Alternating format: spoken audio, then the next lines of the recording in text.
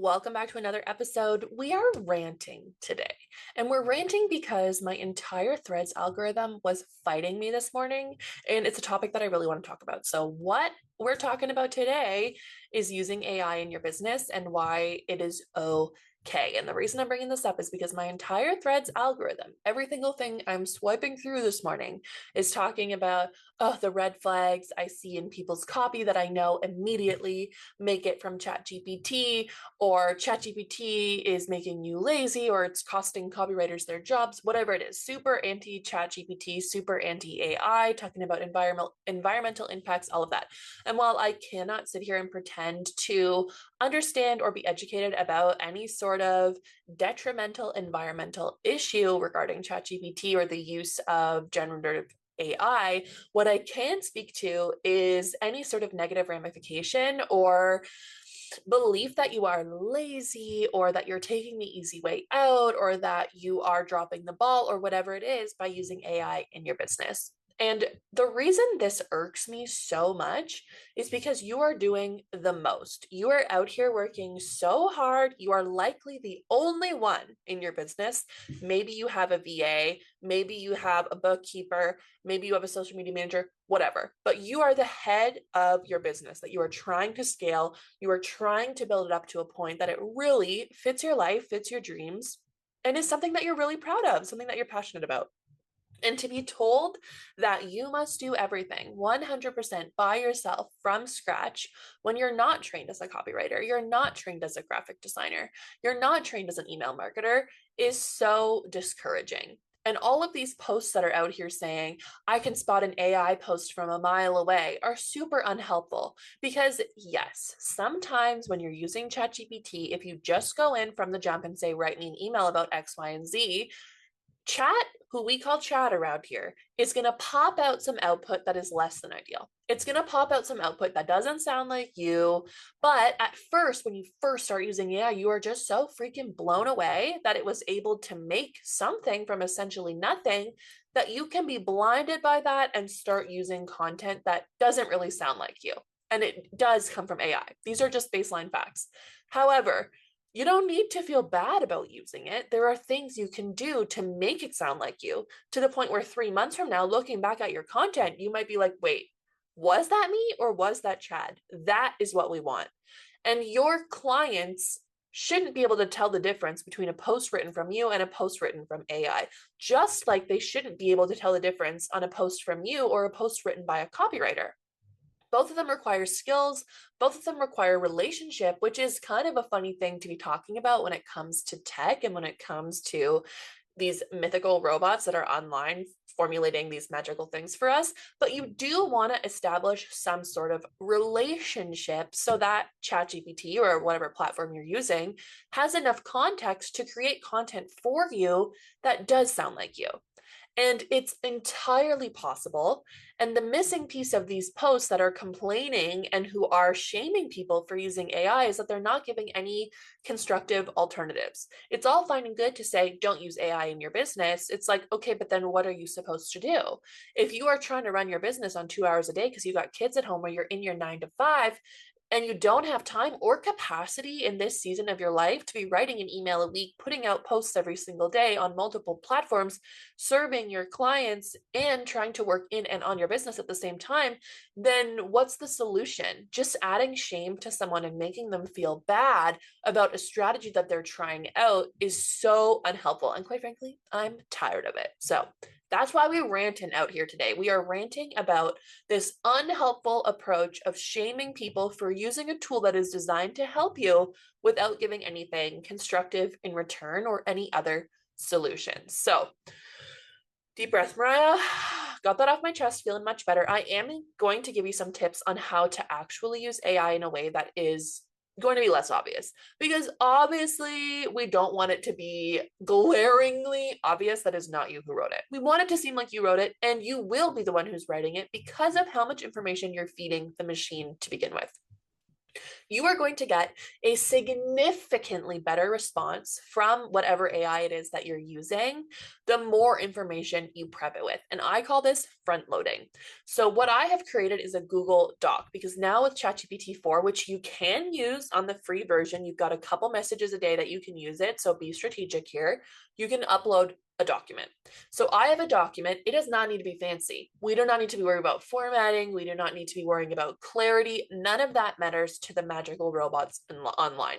What this means is you can start a Google Doc and you can just start copy and pasting as much information as possible. If you love your website as is, maybe you splurged on getting some copywriting, whatever it is, copy and paste that bad boy and put it into your new Google Doc. If you have some captions that you wrote recently that got some good engagement, or just honestly that you feel like are a good representation of how you write and the way that you speak, pop those in there. If you have some emails that you personally wrote lately that really personify the way that you speak, you tried to write like you speak in an elevated way, put those in there. If you have testimonials from clients that are going to have voice of customer directly in them, you can put those screenshots directly in there, or you can copy and paste the language. Anything you can think of, you're going to pop into this document. If you have some sort of brand messaging already created for you, whether you have done previous work on ChatGPT to figure out your brand messaging, maybe you hired someone to help you with your brand messaging, maybe you just have profiles built out already about your ideal customer, put that in there too. Anything you can think of that you think would be helpful information for ChatGPT to know, pop it in that document. We're not worried about what it looks like. We don't need headings. We don't care about any of that. We just want to have a bank of information that we can give to ChatGPT to learn more about us. So you're going to save that as a PDF. You're going to upload it into ChatGPT 4, and you're going to tell him, hey, Chad, I just made this document filled with as much information as I could think of about me, my business, my brand voice. Please analyze this data and repeat back to me my brand voice and key messages, lexicon, and anything else that would be helpful for prompts moving forward. And it's going to spit out a beautiful output for you that is going to be highly organized. It's going to talk about the way that you speak. It's going to pull out key themes. It's going to pull out important messages moving forward, the words you say, the words you don't. And then from there, the world is your literal oyster. You can say, please create me a highly detailed brand voice prompt that I can use in future ChatGPT prompts so that I can teach the AI exactly how I speak and won't have to revise any copy. Just be super honest and speak to ChatGPT like it's a friend. Tell it what you want back, what you're expecting, what you don't want, what you're hoping for, your hopes and dreams and deepest, darkest fears, whatever it is. Just speak to it and be totally frank with it. This is what I want. This is what I need from you. Can you help a girl out? And he'll help you. He'll give you stuff back. My next tip is, if you don't like the output, tell him. This is not a people-pleasing moment. And this is honestly one of the best places in your life that you can practice not being a people pleaser, because this is a robot, is not a real human. And as much as I am polite to my ChatGPT, you also don't need to be out here overly apologetic and being like, this was so great, thank you so much, but really you hated it, and you're getting flashbacks to that time you went to the hairdresser and asked for an inch off, they took off 5, and then you said thank you, paid them $200 and cried in your car. Just me? No. Okay. So we don't need to be doing that. This is your opportunity to practice saying, you know what, I did not like this. This did not hit the mark. I did not like X, Y, and Z. Please try again. And it's going to try again. And maybe you're going to be like, this is better, but we're not quite there yet. Let's try that. You're going to have this ongoing conversation with ChatGPT until you get to a point where you're like, yes, nailed it. This is it. And the more conversations you have with it, the more it's going to learn about you, which is moderately creepy, but mostly just helpful. So that in the future, when you do go to sit down and write an email, all you're going to say is, using everything you know about me and all the discussions we've had about my brand voice, maybe you're going to put in that little prompt it made you about brand voice. You're going to say, I need you to write an email that I'm going to send to my email list. The intention of this email is to nurture, and I'm going to be sending it out after a slew of sales campaigns. So I want it to be highly engaging and to bring them back. Get those open rates back up, get that engagement list, back up with my email list. And you're not going to leave it at that. If you want it to brainstorm some ideas for you, that's fine, but we still want to be strategic in what we're asking. So instead of just saying, write me an email and hoping for the best, you're going to be intentional. You're going to say, I want to include a story about this. I want the call to action to be this, and the intention of the email to be this. Put out some word vomity bullet points, and ChatGPT will make that into a magical, beautiful email for you that sounds like you and is really impactful. The more information that you give it, the more authentic it's going to be to you.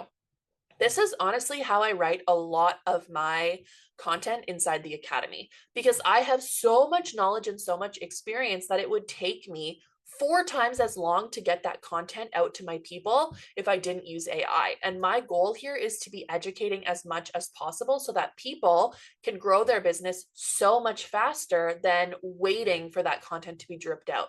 I put out at least 2 or 3 new modules every single month, and it doesn't take me very long because of the use of AI. I go into these established chats that I've set up that already know about the way that I speak, already know what I'm expecting to come out of a module, and I tell it as much as I can. And my notes are filled with value that come from my own brain, but they are not pretty. I could not take the information as is and put it into a module that made sense, was readable, and was really going to be what my community members need to take that information and run with it. So instead, I take that information, which is maybe a full page typed written about everything I can think of in regards to the 3-month marketing strategy, let's say. And I'm putting it in there and I'm saying, we're going to do this, this, this, this, and this. You want to have posts that cover this. You want to do that, da, da, da, da, da.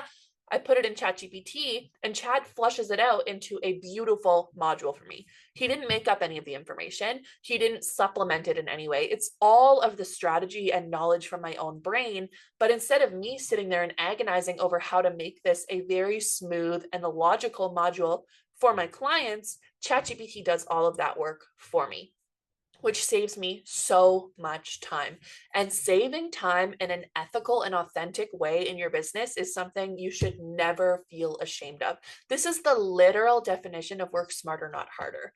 You are using the tools available to you, readily available to you, to your advantage. And that is something that should be celebrated and not shamed. If you are new to using AI in your business, then block off an afternoon in your calendar and just start playing around with it. Honestly, using ChatGPT and going in for a brainstorming session or to get some copy done or to help me plan out threads or Instagram caption, this is one of the most feel-good tasks in my business, because you are having a conversation, or at least feels like you're having a conversation with someone who is highly invested in your success, who is on your team, who is working so hard for you, and for free. This is the best kind of relationship you can give yourself as a small business owner, trying to be scrappy, trying to get things done, and just trying to make it happen in the most logical and feel good way possible for you. So, if you have been feeling bad about using AI in your business, or you've been dipping your toe in, but you're not really sure how to make it work the best for you, then I hope that this episode was really reassuring and encouraging to you that you are doing the right thing. You can make AI work for you. And this is the number one way that you're going to be able to check those things off your to-do list significantly faster.